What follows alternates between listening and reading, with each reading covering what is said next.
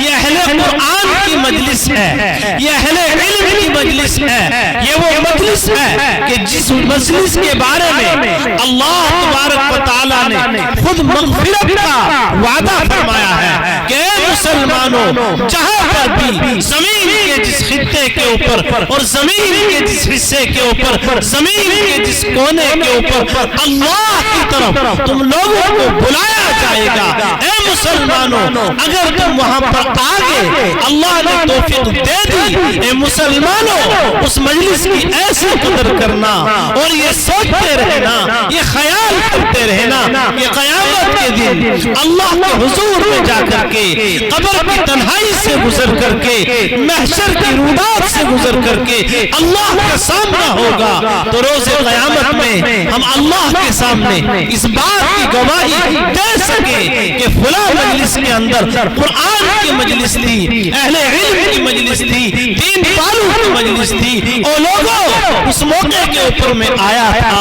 اور آ کر کے میں نے اہل قرآن کی بات کو سنا تھا، دین کی باتوں کو سنا تھا۔ مدرسہ نور العلوم کے اندر جو قرآن کی مجلس تھی، جو دین کی مجلس تھی، وہاں پر آ کر کے میں نے اپنا قیمتی وقت لگایا تھا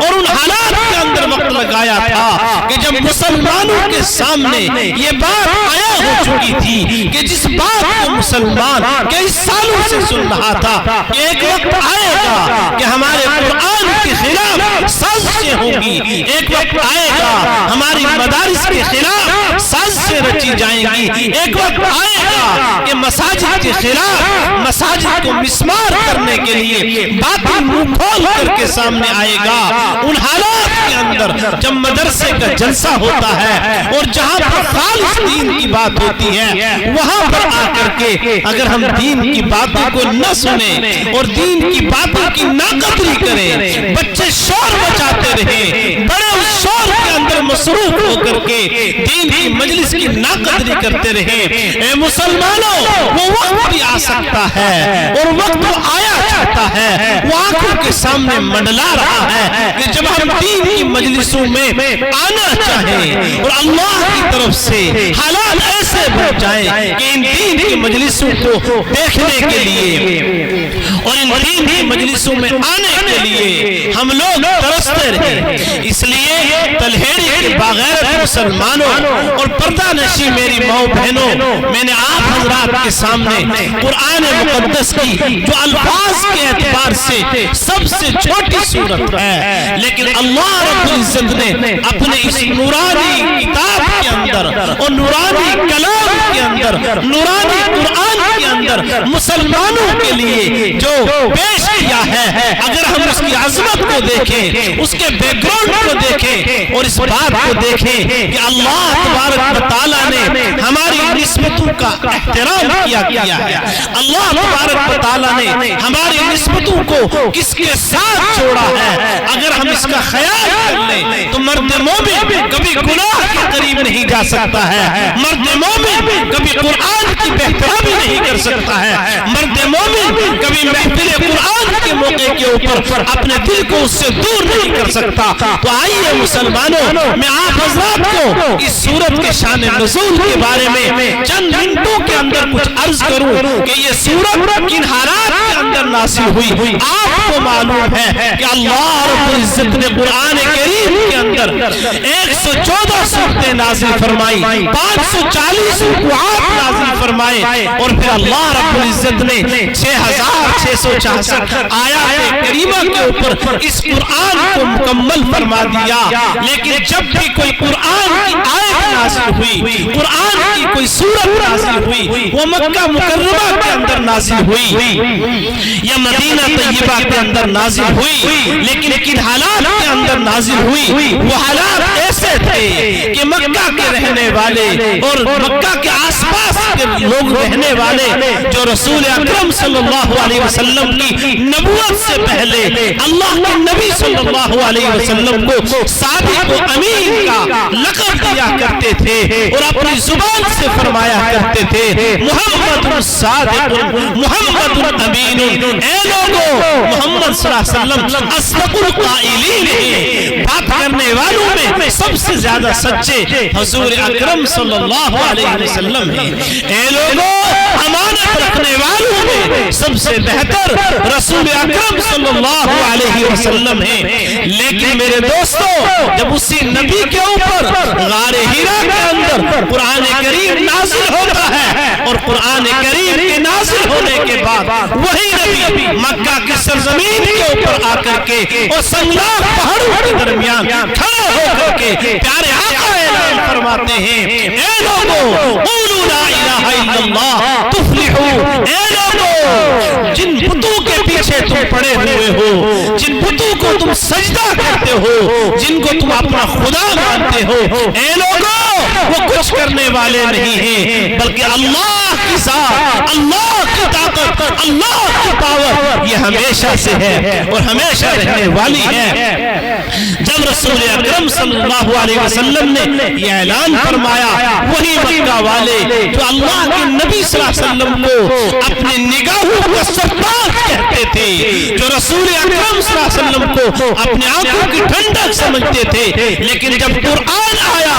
جب توحید آئی, جب حق بات آئی, جب رسالت آئی, جب آخرت کا تذکرہ آیا, وہی لوگ رسول اکرم صلی اللہ علیہ وسلم کے دشمن ہو گئے اور رسول اکرم صلی اللہ علیہ وسلم کے اندر کمیاں تلاش کرنے لگے اور یہ کہنے لگے کہ وہ نبی جو اس بات کو کہتا ہے کہ میرا قرآن آخری قرآن ہے, میری کتاب آخری کتاب ہے جو تنزیل من رب الرحیم ہے, جو اللہ کی طرف سے نازل ہوئی ہے, اور جب نبی نے فرمایا انا خاتم النبیین لا نبی بعدی, اے مسلمانوں میں آخری نبی ہوں, میرے بعد کوئی نبی نہیں آئے گا. اے لوگوں جو قرآن میں لے کر کے آیا ہوں, اے لوگوں جو حدیث میں لے کر کے آیا ہوں, اے لوگوں جو انصاف میں لے کر کے آیا ہوں, اے لوگوں جو عدل میں لے کر کے آیا ہوں, اے لوگوں جو نظام حیات میں لے کر کے آیا ہوں, اے لوگوں وہ آخری کتاب ہے. اب میرے بعد کسی نبوت کی ضرورت نہیں ہے, کسی قرآن کی ضرورت نہیں ہے. تو اس موقع کے اوپر کفار و مشرکین کا جو بہت بڑا پروپگنڈا تھا وہ یہ تھا کہ کفار و مشرکین کی ایک پرمپرا چلی آ رہی تھی. اگر کوئی انسان جو دعویٰ کرتا تھا دعوے کے مطابق وہ دلیل کو ڈھونڈا کرتے تھے کہ یہ نبی اکرم صلی اللہ علیہ وسلم جس قرآن کی آبیاری کا دعویٰ فرما رہے ہیں, جس دین کے بارے میں فرما رہے ہیں کہ ان الدین عند اللہ الاسلام, کہ اللہ کے نزدیک آخری مذہب, آخری دھرم مذہب اسلام ہے. اب مذہب اسلام سے ہٹ کر کے کسی مذہب کی ضرورت نہیں ہے. جو نبی یہ دعویٰ کر رہا ہے اس دعوے کی تکذیب کرنے کے لیے, اس دعوے کو جھٹلانے کے لیے ان لوگوں نے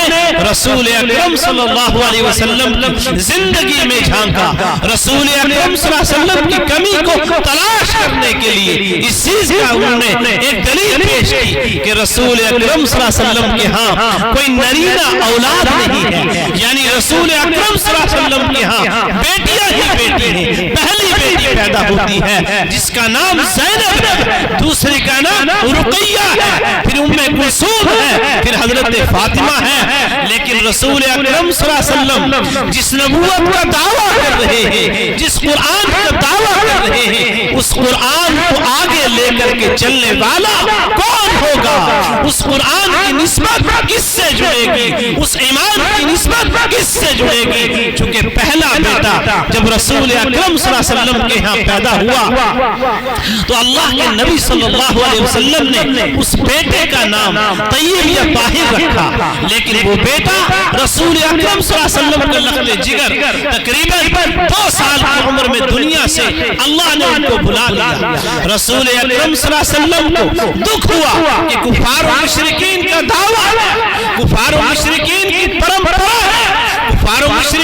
سمجھ رہے ہیں کہ جس نبی کے ہاں کوئی بیٹا زندہ نہیں رہتا ہے اس نبی کی نبوت آگے کیسے چلے گی؟ لیکن میرے دوستو اللہ کی آزمائش آپ کو معلوم ہے کہ اللہ کے نبی کی حدیث ہے اشد البلا الانبیاء ثم الامثل ثم الامثل کہ اے لوگوں مسائل کے اندر پریشانیوں کے اندر سب سے زیادہ حضرات انبیاء علیہ السلام کو لایا جاتا ہے، پھر جو شخص نبیوں کے جتنا قریب ہوتا ہے اس کو اتنا آزمایا جاتا ہے۔ لیکن اللہ تبارک و تعالیٰ نے رسول اکرم صلی اللہ علیہ وسلم کو دوسرا بیٹا عنایت فرمایا جس کا نام اللہ کے نبی صلی اللہ علیہ وسلم نے حضرت قاسم تجویز فرمایا، اور جس کی بنیاد پر اللہ کے رسول صلی اللہ علیہ وسلم کی کنیت ابو القاسم کے نام سے مشہور ہے۔ وہ بیٹا بھی تقریباً 3 یا 4 سال کی عمر میں اللہ کی طرف سے اللہ تبارک و تعالیٰ نے اپنے پاس بلا لیا۔ جب دوسرا بیٹا بھی چلا جاتا ہے کفار و مشرکین خوشیاں مناتے ہیں، کفار و مشرکین ڈھول بجاتے ہیں اور یہ کہتے ہیں کہ اب نعوذ باللہ اس نبی کا قرآن، اس نبی کا دین، اس نبی کا عمل آگے چلنے والا نہیں ہے، اس نبی کی دعوت قرآن یہی رہ جائے گی۔ لیکن اللہ کی طرف سے اللہ کے نبی صلی اللہ علیہ وسلم کو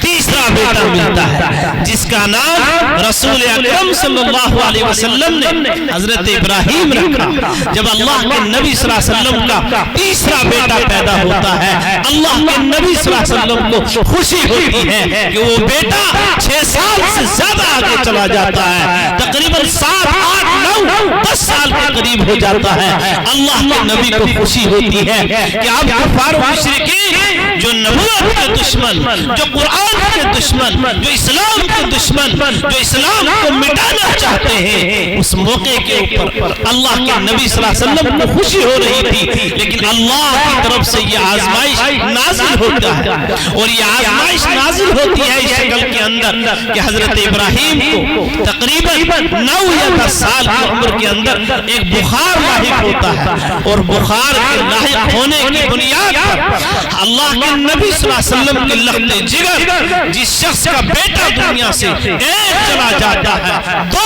چلے جاتے ہیں، اس کے سینے کا حالت، اس کا جگر کیا کہتا ہے وہ اولاد والے بھی جانتے ہیں، اور جن کی اولاد نہیں ہے وہ بھی محسوس کرتے ہیں کہ تیسرا لخت جگر جب اللہ رب العزت نے اللہ کے نبی صلی اللہ علیہ وسلم کو دیا حضرت ابراہیم کی شکل کے اندر، اور جب آپ کو بخار لاحق ہوا تو صحابہ اکرام کے بیچ میں اللہ کے نبی صلی اللہ علیہ وسلم غالباً دار ارقم کے اندر تشریف فرما تھے، اور رسول اکرم صلی اللہ علیہ وسلم کا لخت جگر حضرت ابراہیم اللہ کے نبی صلی اللہ علیہ وسلم کی گود ابھر کے اندر ہے۔ اللہ کے نبی صلی اللہ علیہ وسلم اپنے بیٹے کو اپنے گود میں لیے ہوئے ہیں، اور گود میں لے کر کے ایک نگاہ اپنے بیٹے کی طرف پڑتی ہے اور دیکھ رہے ہیں یہ بیٹا دنیا سے جا رہا ہے،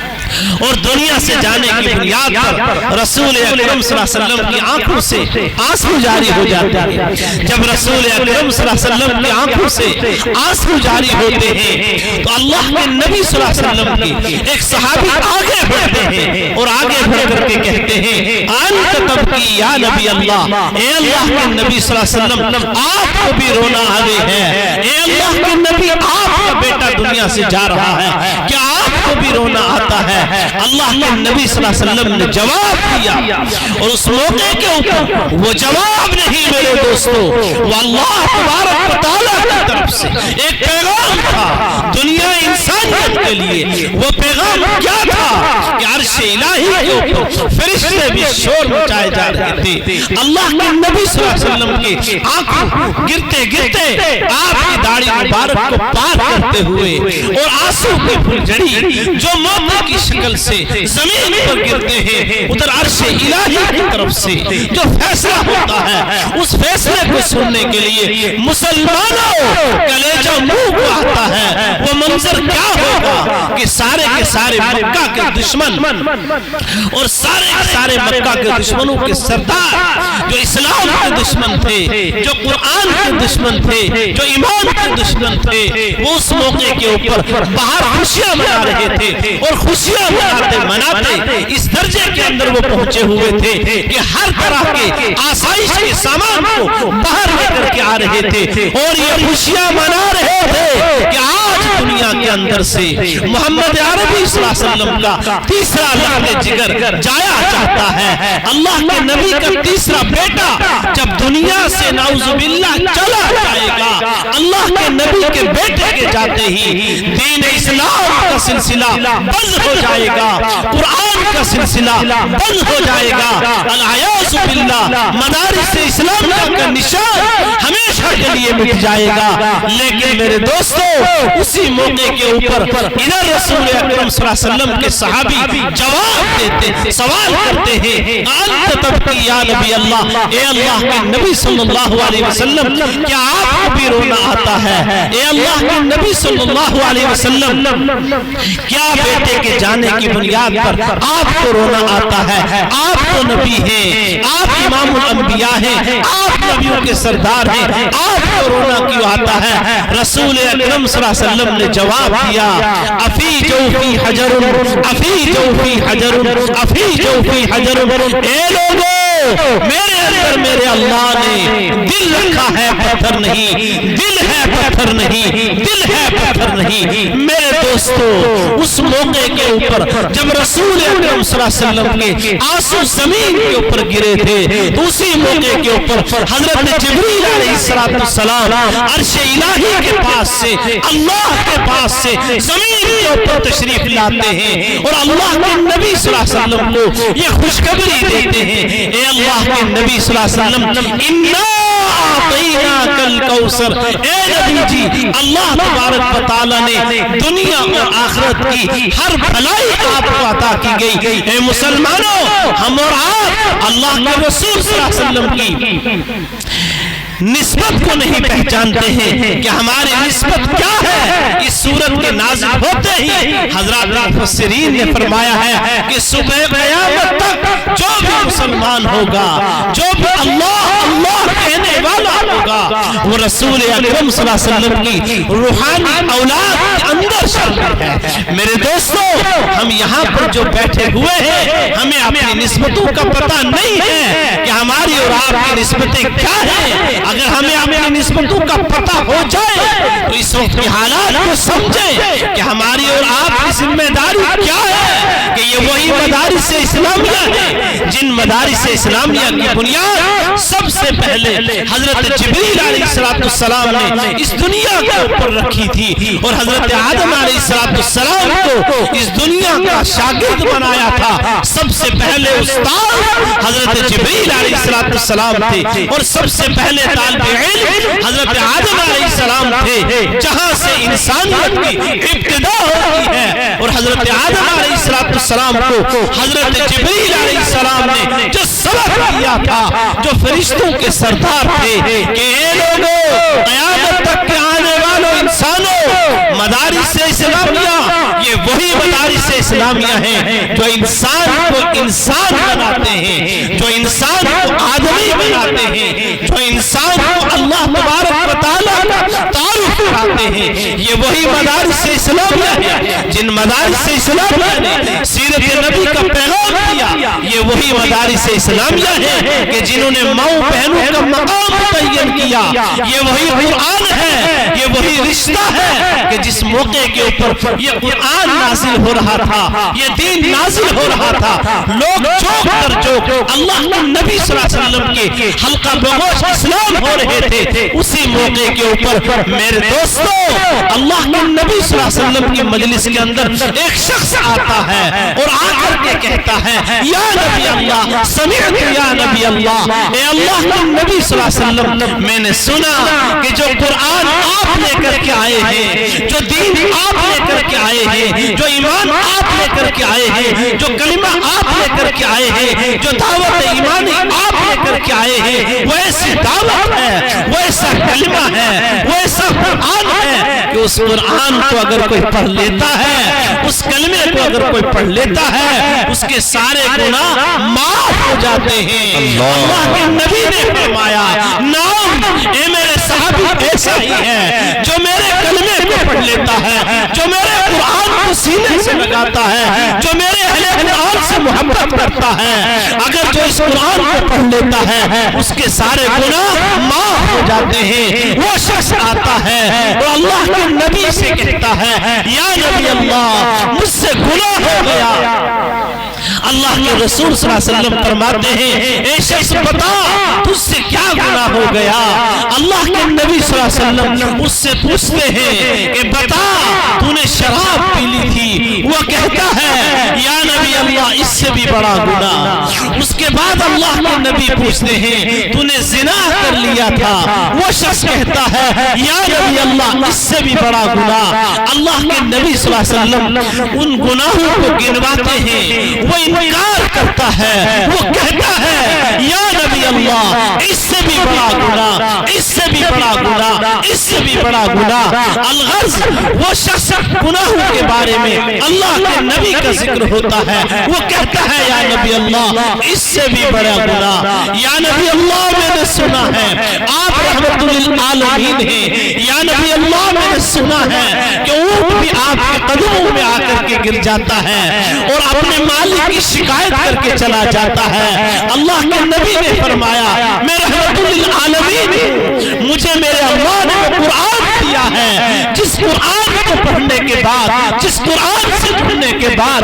مرد مومن تسکین حاصل کرتا ہے، مرد مومن اس قرآن کو دیکھتا ہے تب پھر اس کو اجر ملتا ہے، اہل قرآن کے پاس بیٹھتا ہے تب پھر اس کو اجر ملتا ہے، مرد مومن اس قرآن کو چومتا ہے اللہ کے ہاں سے اجر ملتا ہے۔ وہی قرآن ہے، وہی قرآن ہے جو پیغام ہدایت لے کر کے آیا ہے۔ وہ شخص کہتا ہے، یا نبی اللہ اس سے بھی بڑا گناہ۔ اللہ کے نبی فرماتے ہیں، اے شخص تو اپنی زبان سے بتا کہ تجھ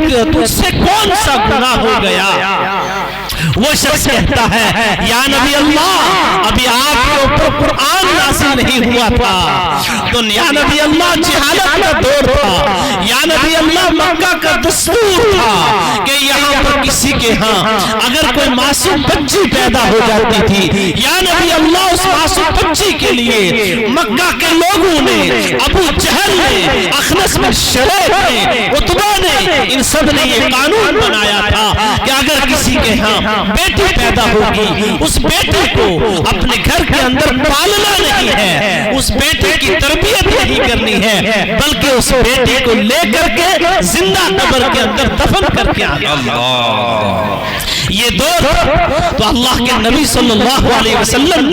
کے سامنے جب اس کا تذکرہ آیا، اللہ کے نبی صلی اللہ علیہ وسلم کے سامنے وہ کہہ رہا تھا، یا نبی اللہ اسی دور کے اندر جو جہالت کا دور تھا، جو ظلم کا دور تھا، جو باطل کا دور تھا، جو ظلم کا دور تھا، اسی دور کے اندر ہماری شادی ہوئی اور ہمارے ہاں تقریباً 9 یا 10 سال تک کوئی اولاد نہیں ہوئی۔ اس کے بعد ہمیں اولاد ملی، جب اولاد ملی تو ہمیں بیٹا نہیں ہوا، ہمارے ہاں بیٹی پیدا ہوئی۔ جب بیٹی پیدا ہوئی، یا نبی اللہ بیٹی پیدا ہوتے ہی میں نے اپنی بیوی سے کہا کہ لاؤ اس بچی کو میں اپنے ہاتھوں سے زندہ گڈھا کھود کے اندر، گڈھا کھود کے گڈھے کے اندر ڈال کر کے آتا ہوں، لیکن میری بیٹی نے کہا کہ آپ میرے شوہر ہیں، میں آپ سے یہ بات کہتی ہوں کہ اتنے سالوں کے بعد ہماری گود بھری ہوئی ہے، ہمیں بیٹی ملی ہے، اب ہم اس بیٹی کو اپنے ہاتھوں سے دفن نہیں کریں۔ لیکن یا رسول اللہ وہ بیٹی جب چھوٹی تھی باہر نہیں آ پاتی تھی، ایک دن دروازہ بند کر کے میں اپنے کام کے لیے گیا ہوا تھا، میری اہلیہ گھر کے کام میں مصروف تھی، تو اچانک وہ بیٹی کھیلتی کھیلتی دروازہ کھول کر کے باہر آتی ہے، معصوم بچی کو مکہ کے درندوں نے دیکھ لیا۔ ابو جہل کے پاس سے پہنچ گیا اور جا کر کے کہتا ہے، ابو جہل آپ تو ہمارے سردار ہیں، لیکن آپ کی سرداری ہوتے ہوئے مکہ کی سربراہی آپ کے ہاتھ میں ہے، حرم کی چابی آپ کے خاندان کے پاس ہے، لیکن آپ نے مکہ کے اندر آج فلاں شخص کے ہاں ایک بیٹی ہے اور وہ بیٹی تقریباً 3 سال کی ہو چکی ہے، وہ اپنی زبان سے بول بھی رہی ہے، لیکن فلاں شخص کی بیٹی ہے، اس کو اب تک گڈھے کے اندر دفن نہیں کیا ہے۔ تو وہ شخص اس شخص کے پاس ابو جہل کے گنڈے آتے ہیں، اس کا گریبان پکڑتے ہیں، اس کے اوپر ظلم کر کے کہتے ہیں کہ اگر آج رات ہونے سے پہلے سورج ڈھلنے سے پہلے سورج ڈوبنے سے پہلے اگر تم نے اپنی بچی کو اپنے ہاتھوں سے لے کر کے جنگل کے اندر، صحرا کے اندر، ریتیلے میدان کے اندر لے کر کے دفن نہیں کیا تو تیری خیر تیرے گھر کو مسمار کر دیا جائے گا، تیرے گھر کا نام و نشان بتا دیا جائے گا، تیرے خاندان کو ختم کر دیا جائے گا۔ تو مکہ کے چودھریوں کے مخالف کرتا جا رہا ہے۔ وہ شخص گھبرایا ہوا آیا اور آ کر کے اپنی اہلیہ کو کہتا ہے کہ اس بچی کو تیار کرو، آج میں اس بچی کو اپنی اس کے نانا کے ہاں لے جاتا ہوں، اس کا نانا اور نانی اس کا دیدار کرنا چاہتے ہیں۔ تو ان کی اہلیہ نے اس معصوم بچے کو تیار کیا اور معصوم بچے کو تیار کرنے کے بعد، سوارنے کے بعد اس کے سر کے اوپر چدریا بھی ڈالی، معصوم سے دوپٹہ بھی ڈالا، آنکھوں میں سرما بھی ڈالا، اس بچے کو تیار کر کے وہ شخص جب وہاں سے چلتا ہے، ادھر سورج چھپ رہا ہے، سورج ڈھلنے کے قریب ہے، وہ شخص معصوم بچے کو لے کر کے مکہ کی آبادی سے باہر لے کر کے نکلتا ہے۔ اس کے پاس رسی بھی ہے، اس کے پاس پھاوڑا بھی ہے۔ وہ اس شخص سے وہ بیٹی پوچھتی ہے اپنے توتلی زبان سے، اور توتلی زبان سے پوچھتی ہے ابا جان آپ مجھے لے کر کے کہاں جا رہے ہو؟ وہ بیٹی کے جواب میں وہ باپ کہتا ہے کہ بیٹی تجھے تیرے نانی کے ہاں لے کر کے جا رہا ہو، تیرے نانا نانی تیرا انتظار کر رہے ہیں، وہ تجھے اپنی گود میں لینا چاہتے ہیں، تجھے پیار کرنا چاہتے ہیں، تجھے دیکھ کر کے محبت حاصل کرنا چاہتے ہیں۔ وہ بیٹی خوش ہو کر کے جاتی ہے، لیکن چون وہ مکہ کی آبادی سے نکل کر کے صحرائے ریگستان کی طرف جاتا ہے اور جاتے جاتے ادھر سورج ڈوب رہا ہے، وہ اندھیری کے قریب ہوا چاہتا ہے۔ وہ بیٹی سوال کرتی ہے ابا جان یہاں آبادی ختم ہو رہی ہے۔ وہ کہتا ہے کہ ابھی بیٹی ابھی تیرے نانا کا گھر آنے والا ہے۔ اسی طرح بہلاتے ہوئے اس بچی کو لے کر کے میرے دوستوں، میری ماں بہنوں، اس گڈھا کھود کر کے اور اس معصوم بچی کو کھیلتے کھیلتے جب وہ باپ گڈھا کھود رہا تھا، اسی دور کے اندر وہ بچی اپنے معصوم ہاتھوں کے ذریعے سے اس کو گڈھے کو خالی کر رہی تھی اور ریت سے کھیلی جا رہی تھی۔ میرے دوستوں، درندگی کا یہ عالم تھا، باطل کا یہ عالم تھا، ظلم کا یہ عالم تھا کہ وہ شخص کہتا ہے کہ یا نبی اللہ میرے اوپر اتنا ڈر سوار تھا ابو جہل کا کہ میری بیٹی کو میں نے باندھا، وہ بچی تڑپتی رہی اور یہ کہتی رہی میرے ابا میں تم سے کھانا نہیں مانگوں گی، میں آپ سے پانی نہیں مانگوں گی، آپ مجھے چھوڑ کر کے اس جنگل میں زندہ چھوڑ کر کے چلے جائیے۔ میں یا نبی اللہ، وہ بچی چلاتی رہی، وہ بچی بار بار یا ابھی کی صدائیں لگاتی رہی، اے میرے ابا مجھے چھوڑ دو۔ اسی حالت کے اندر یا نبی اللہ میں اپنی بیٹی کے اوپر، اپنی بچی کے اوپر مٹی پھیر کر کے آ گیا ہوں۔ یا نبی اللہ آج میری بیٹی کو دفن کیے ہوئے 40 دن ہو چکے ہیں اور میں آپ کی مجلس میں آیا ہوا ہوں، میں رنجور ہوں، میں ٹوٹ چکا ہوں۔ 40 دن سے روزانہ وہ بچی میرے خواب میں آتی ہے اور کہتی ہے ابا جان روز قیامت میں اللہ کی عدالت ہوگی، محشر کا میدان ہوگا، خدا وحدہ لا شریک کی عدالت ہوگی، میرا ہاتھ ہوگا، ابا جان تیرا گربان ہوگا، میں تجھ سے سوال کروں گی کہ بتاؤ میں نے تیرا کیا بگاڑا تھا کہ تو نے مجھے زندہ لا کر کے دفن کر دیا تھا۔ جب یہ الفاظ کہے रसूल अकरम सल्लल्लाहु अलैहि वसल्लम फरमाते हैं उसको ए जालिम खामोश हो जा, तूने जमीन को हिला दिया, तूने आसमानों को हिला दिया, अर्श इलाही के पास से ये सदाएं आ रही है कि कितना बड़ा गुनाह हो गया। लेकिन ये शख्स अगर तो मेरा कलिमा पढ़ लेगा, मेरे कुरान को मैं अपने सीने से लगा लेगा, तो तेरे सारे गुनाह माफ हो जाएंगे। मेरे दोस्तों, इस कुरान ने यही सबक दिया है कि हर इंसान एक दूसरे के हक को पहचानो। मेरे दोस्तों, वो वही नबी है कि जिस नबी ने हर तरह की तालीम हमें और आपको दी। मेरे बुजुर्गों, मेरे दोस्तों, अजीज नौजवानों, हजरात उलमाए किराम की मौजूदगी में मैं तारीख का एक और सुनहरा मौका बताता हूँ कि आज तक हमारे मुआशरे के अंदर जब बाप का इंतकाल हो जाता है, माँ का इंतकाल हो जाता है, भाइयों के नजदीक जो बहनें होती हैं, भाई उन बहनों की कदर नहीं करते हैं। लेकिन आओ मेरे दोस्तों, मेरे बुजुर्गों, मैं सीरत पाक का एक मुख्तसर सा वाक़या आपको सुना करके मदारिस इस्लामिया का किरदार आपके सामने रखता हूँ कि इन मदारिस इस्लामिया ने हमें ये तालीम दी, हम दुनिया के अंदर अमन का पैगाम पेश करें, हम दुनिया के अंदर रहमत का पैगाम करें। वो वाक़या ये है कि अल्लाह के नबी अकरम सल्लल्लाहु अलैहि वसल्लम की जब विलादत हुई, विलादत होने के बाद हजरत आमिना का जब इंतकाल हो गया, उस मौके के ऊपर हजरत आमिना के इंतकाल के बाद, बल्कि बाज़ किताबों में आता है कि हजरत आमिना की मौजूदगी के अंदर हजरत हलीमा सादिया अल्लाह के रसूल सल्लल्लाहु अलैहि वसल्लम को अपने साथ दूध पिलाने के लिए ले गए। और दूध पिलाने के लिए जब ले गए तो हजरत हलीमा के यहाँ उनकी एक बेटी थी जिसका नाम हजरत शीमा, वो अल्लाह के नबी सल्लल्लाहु अलैहि वसल्लम की दूध शरीक बहन थी और रसूल अकरम सल्लल्लाहु अलैहि वसल्लम से उम्र में बड़ी। लेकिन रसूल अकरम सल्लल्लाहु अलैहि वसल्लम वहां पलते भरते काफी बड़े होकर के तकरीबन रसूल अकरम सल्लल्लाहु अलैहि वसल्लम की उम्र 10 साल के करीब हो गई थी जब तक वहां रहे थे। लेकिन उसी असला में रसूल अकरम सल्लल्लाहु अलैहि वसल्लम हजरत हलीमा सादिया दूध पी करके जब वहां से चले गए और जाने के बाद अपने दादा की परवरिश में रहे, उसके बाद 40 साल के बाद रसूल अकरम सल्लल्लाहु अलैहि वसल्लम को नबूवत मिली। नबूवत मिलने के बाद अल्लाह के रसूल सल्लल्लाहु अलैहि वसल्लम जब नबी बन गए, नबी बनने के बाद एक मौके के ऊपर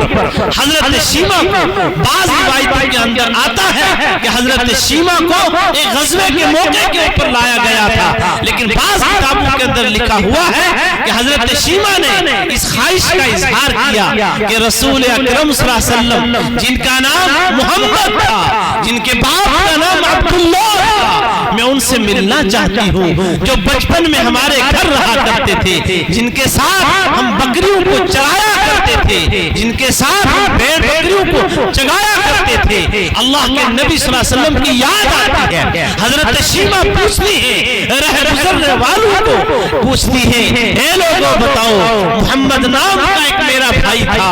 उसको आप लोग जानते हो? किसी शख्स ने बताया कि वो मोहम्मद खालिस मोहम्मद नहीं है, वो मोहम्मद रसूलुल्लाह है। हजरत शीमा ने पूछा कि बताओ उस मेरे भाई मोहम्मद से मेरी मुलाकात कहाँ होगी? तो किसी ने बताया कि वो मोहम्मद रसूलुल्लाह हो चुके हैं और वो इस कलमे की हिफाजत के लिए, कुरान को बचाने के लिए मक्का वालों ने उनकी इज्जत नहीं की, मक्का वालों ने उनका एहतराम नहीं किया। वो अल्लाह के हुक्म से मदीना मुनव्वरा तशरीफ ले गए हैं और वहां पर रह करके दीन इस्लाम की आबियारी कर रहे हैं, कौम को अमन देते हैं, माँ बहनों को हया देते हैं, लोगों को जिंदगी देते हैं और लोगों के सामने कुरान की तिलावत फरमाया करते हैं। तो मेरे दोस्तों, उस मौके के ऊपर हजरत शीमा ने ख्वाहिश का इजहार किया कि मैं रसूल अकरम सल्लल्लाहु अलैहि वसल्लम जो नबी बने हुए हैं उनसे मिलना चाहती हूँ। हजरत शीमा जब वहां से रुखसत हुई तो उनके कबीले की बहुत सारी औरतें तैयार हो गई और उन्होंने कहा कि हम आपको अकेले नहीं जाने देंगे, बल्कि हम आपके साथ जाएंगे। اور ہم آپ کے بھائی محمد سے ملاقات مدینہ طیبہ میں کر کے آئے. جب مدینہ طیبہ کا راستہ اختیار کیا تو مدینہ کے قریب پہنچے. وہاں پر صحابہ اکرام کی ایک جماعت کھڑی تھی جو مدینہ کی پہرےداری پر مامور کیے گئے تھے. ان صحابہ اکرام کے سامنے جب عورتوں کا قافلہ آتا ہے صحابہ اکرام نے روکا. حضرت شیمہ آگے بڑھی اور فرمایا کہ آپ لوگ ہٹ جاؤ, ہمیں محمد سے ملاؤ جو آپ کے نبی ہیں, ان سے ہم ملنا چاہتے ہیں. اور جا کر کے کہہ دو کہ اے محمد میں آپ کی بہن بن کر کے آئی ہوں, میرا نام شیمہ ہے جس سے ملاقات ہوئے ایک عرصہ ہو چکا ہے. اے محمد میں آپ سے ملنا چاہتی ہوں. وہ صحابی رسول دوڑتے ہوئے گئے. رسول اکرم صلی اللہ علیہ وسلم مسجد نبی کے صحن میں تشریف فرما تھے اور جا کر کے صحابی رسول نے جب یہ بات فرمائی کہ یا نبی اللہ ہمیں معلوم نہیں تھا کہ آپ کی کوئی بہن بھی ہے, ہم آپ کو در یتیم سمجھتے تھے, ہم آپ کو یتیم موتی سمجھتے تھے, ہم آپ کو اکلوتا سمجھتے تھے, لیکن آپ کی کوئی بہن ہے. رسول اکرم صلی اللہ علیہ وسلم نے جب حضرت شیمہ کا نام سنا صحابی سے کہا لے آؤ شیمہ میری بہن ہے. رسول اکرم صلی اللہ علیہ وسلم نے حضرت شیمہ کا استقبال کیا اور استقبال فرمانے کے بعد جب اللہ کے نبی صلی اللہ علیہ وسلم نے ازواج مطہرات کا اعلان کیا اور مدینہ والوں کے سامنے یہ اعلان کیا کہ اے مدینہ والوں کان کھول کر کے سن لو کہ آج میرے پاس میری بہن آ رہی ہے, میں اپنی بہن کا استقبال کرنا چاہتا ہوں, بہن کی عزت کرنا چاہتا ہوں, بہن کا احترام کرنا چاہتا ہوں تاکہ دنیا انسانیت کو قیامت تک کے بسنے والے انسانوں کو بتاؤں کہ اے لوگوں بہن کی عزت کیا ہوتی ہے. جب حضرت شیمہ کو وہاں پر لایا گیا, حضرت شیمہ تشریف لاتی ہیں. حضرت شیمہ وہ منظر دیکھ رہی ہیں کہ مسجد نبی کے صحن کے اندر رسول اکرم صلی اللہ علیہ وسلم تشریف فرما ہیں, آپ کے صحابہ آپ کے ساتھ ہیں, جو آپ کے جیالے تھے, جو آپ کے متوالے تھے, جو آپ پر مرمٹنے والے تھے. ان صحابہ اکرام نے رسول اکرم صلی اللہ علیہ وسلم کا درس لیا تھا. رسول اکرم صلی اللہ علیہ وسلم سے وہی قرآن پڑھا تھا جو قرآن مدارس اسلامیہ کے اندر پڑھایا جا رہا ہے, اور وہی قرآن مدرسہ نور العلوم کے اندر جن کی آج دستار فضیلت حضرات علماء کرام کے ہاتھوں سے ہونے والا ہے, اسی قرآن کا درس تھا. حضرت شیمہ وہ منظر دیکھتی رہی. جب حضرت شیمہ کو بٹھانے کا نمبر آیا رسول اکرم صلی اللہ علیہ وسلم کی جسم اطہر کے اوپر جو چادر تھی وہ چادر کو اتار کر کے رسول اکرم صلی اللہ علیہ وسلم نے حضرت شیمہ کی استقبال کے لیے بٹھایا. حضرت شیمہ فرماتی ہیں اے محمد آپ میرے بھائی ہو, لیکن میں اس چادر کے اوپر بیٹھنے کے لیے لائق نہیں ہوں. تو اس موقع کے اوپر حضرت شیمہ کا ہاتھ پکڑ کر کے رسول اکرم صلی اللہ علیہ وسلم نے چادر کے اوپر بٹھایا اور یہ سبق دیا کہ بہن کا احترام کیا ہوتا ہے, کہ سرکار دو عالم صلی اللہ علیہ وسلم ہے. اور جب اللہ کے نبی صلی اللہ علیہ وسلم کے صحابہ نے یہ منظر دیکھا, صحابہ اکرام کے سوال کھڑے ہونے والے تھے, اس موقع کے اوپر حضرت شیمہ نے پوچھ لیا یا نبی اللہ یہ فرمائیے یہ کون ہے جو آپ کے سامنے بیٹھے ہوئے ہیں, جن کی نگاہیں جھکی ہوئی ہیں, جو آپ کو ادب کر رہے ہیں, جو آپ کی طرف نگاہیں ڈال کر کے لانے کی دیکھنے کی تاب نہیں رکھتے ہیں. اللہ کے نبی صلی اللہ علیہ وسلم نے فرمایا شیمہ یہ میرے صحابہ ہیں, یہ میرے صحابہ ہیں. اللہ کے نبی نے پوچھا, اللہ کے نبی صلی اللہ علیہ وسلم سے حضرت شیمہ نے پوچھا من ہم یا نبی اللہ, اے اللہ کے نبی صلی اللہ علیہ وسلم میں جانتی نہیں صحابی کیسے بنتے ہیں. اس موقع کے اوپر رسول اکرم صلی اللہ علیہ وسلم نے حضرت شیمہ سے فرمایا کہ جو میرے کلمے کو پڑھنے والا ہوگا, جو میرے قرآن کو سینے سے لگانے والا ہوگا وہ میرا صحابی ہوگا, وہ مجھ سے محبت کرنے والا ہوگا. حضرت شیمہ نے فرمایا یا نبی اللہ باقی باتیں بعد میں ہوگی, سب سے پہلے آپ اس کلمے کا سبق میرے سامنے رکھیں, اس قرآن کو میرے سامنے رکھیں, اور آپ کا کلمہ پڑھنے کے بعد میں ہلکا بغوش اسلام ہو کر کے باقی باتیں بعد میں کروں گی. حضرت شیمہ رضی اللہ تعالی عنہ کو رسول اکرم صلی اللہ علیہ وسلم نے کلمہ طیبہ پڑھانے کے بعد حضرت شیمہ نے یہ تذکرہ کیا۔ اللہ کے نبی صلی اللہ علیہ وسلم کے بچپنے کا جب تذکرہ ہوتا ہے، حضرت شیمہ فرماتی ہے اے محمد تمہیں یاد ہے کہ جب بکریوں کے ریوڑ کے پیچھے تم رہ جاتے تھے میں تمہیں پکڑ کر کے لاتی تھی، میں اپنی گود میں تم کو اٹھاتی تھی اور اپنی گود میں لے کر کے تم کو پھرتی تھی۔ حضرت رسول اکرم صلی اللہ علیہ وسلم فرماتے ہیں ہاں میری بہن مجھے وہ دن یاد ہے اور میری بہن مجھے سب منظر یاد ہے کہ بچپن میں تم نے مجھ کو پالا ہے، تم مجھے لے کر کے چلتی تھی، میں اس احسان کو کبھی بھلا نہیں سکتا۔ اس کے بعد حال قصہ مختصر، حضرت شیمہ رضی اللہ تعالی عنہ جب اسے مسلمان ہو گئی، اللہ کے نبی صلی اللہ علیہ وسلم نے ازواج مطہرات سے فرمایا کہ جو بھی آپ کے پاس اچھی چیز ہو وہ لاؤ۔ اللہ کے نبی صلی اللہ علیہ وسلم کو ایک صحابی نے اونٹنی ہدیے میں دی، اللہ کے نبی صلی اللہ علیہ وسلم نے اس اونٹنی کے اوپر ساز و سامان کو تیار کیا اور ساز و سامان کو تیار کر کے دوسری اونٹنی اللہ کے نبی نے منگوائی جو اپنی اونٹنی تھی اللہ کے رسول صلی اللہ علیہ وسلم کی۔ اس موقع کے اوپر ان ایام کے اندر اس دور کے اندر اونٹنی کا درجہ مرسیڈیز کار سے بھی بڑھ کر کے ہوتا تھا۔ اللہ کے نبی صلی اللہ علیہ وسلم نے اپنی بہن کو جب اونٹنی کے اوپر بٹھانے کا نمبر آیا، رسول اکرم صلی اللہ علیہ وسلم نے حضرت شیمہ سے فرمایا شیمہ اونٹنی کے اوپر آپ نہیں پہنچ پائیں گی، اونٹنی کے اوپر کجاوا کسا ہوا ہے، آپ میرے کاندھوں کے اوپر پیر کو رکھو اور آپ کے پیروں کے اوپر میں اپنے اللہ اکبر خاموشی کا اظہار کر آخری وقت ہے اس وقت میں کہ حضرت شیمہ رضی اللہ تعالی عنہ نے اس موقع کے اوپر رسول اکرم صلی اللہ علیہ وسلم نیچے کو جھکے اور رسول اکرم صلی اللہ علیہ وسلم نے حضرت شیمہ کے دونوں پیروں کو پکڑ کر کے اپنے کاندھوں کے اوپر رکھا۔ حضرت شیمہ لرز رہی تھی لیکن دنیا کو یہ سبق مل رہا تھا کہ اللہ کے نبی صلی اللہ علیہ وسلم فرما رہے تھے کہ میری بہن میں آپ کا حق ادا نہیں کر سکا۔ میرے دوستو یہ بہنوں کے حقوق ہیں، یہ ماؤں کے حقوق ہیں، یہ میرے دوستو ان حقوق کو پہچاننے کے لیے اللہ رب العزت نے انہی مدارس اسلامیہ کے اندر ہمیں اور آپ کو آج زندہ رکھا ہے کہ جو یہ وہی مدارس اسلامیہ تھا کہ جن مدارس اسلامیہ کا کردار جنگ آزادی سے لے کر کے آج تک اس ملک کے اوپر ایک ایسا دور بھی آتا تھا کہ جب اس ہندوستان کے اندر کسی کا جنازہ ہو جاتا تھا اس لاش کو لے کر کے پھرتے رہتے تھے، جنازہ پڑھانے والا کوئی نہیں ملتا تھا، امامت کرانے والا کوئی نہیں ملتا تھا۔ لیکن انہی علماء کی یہ تاریخ ہے کہ دلی چاندنی چوک سے لے کر کے پشاور پاکستان تک ان مدارس اسلامیہ کے ان علماء کی گردنیں کٹی ہوئی تھی جو انہی مدارس اسلامیہ کے پڑھے ہوئے تھے۔ اے میرے دوستو، اے تلہیڑی کے باغیرت مسلمانوں، میں آپ لوگوں کے سامنے